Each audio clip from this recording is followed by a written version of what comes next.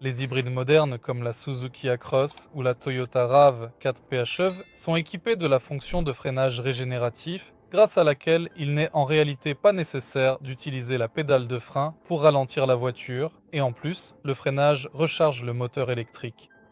Pour utiliser cette fonction, nous pouvons utiliser les palettes derrière le volant, plus et moins. Regarde cette vidéo jusqu'à la fin pour apprendre comment utiliser cette fonctionnalité. Tout d'abord, il faut activer le mode EV.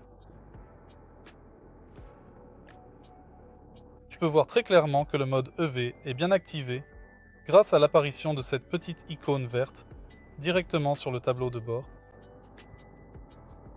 Ensuite, en conduisant la voiture, appuie sur le moins pour augmenter la puissance du freinage régénératif. Appuie sur le plus pour la diminuer. Plus la puissance est élevée, plus le freinage est fort et plus la recharge du moteur électrique est importante. Cette fonctionnalité spécifique peut être utilisée, à titre d'exemple concret, au moment où vous vous approchez progressivement d'un feu rouge, ou bien lorsque vous vous retrouvez totalement immobilisé au milieu d'un embouteillage important.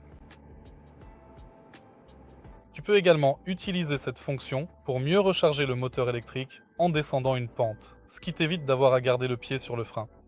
La voiture roule simplement et en freinant, tu recharges le moteur électrique. Jetons maintenant un œil plus attentif au levier de vitesse de ce véhicule.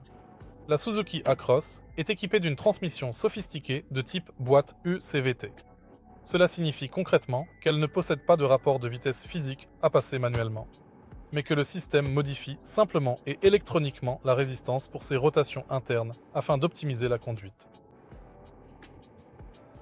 Il vous est tout à fait possible de modifier le mode de fonctionnement de la boîte de vitesse, en passant de la position drive vers le mode sport, ce qui vous permet alors de régler manuellement cette résistance. Également, à l'aide de ces palettes de changement de vitesse en mode sport, cela permet à la voiture de paraître beaucoup plus réactive et précise face à l'ensemble de vos besoins. Si cette vidéo t'a été utile, laisse un like, un abonnement et un commentaire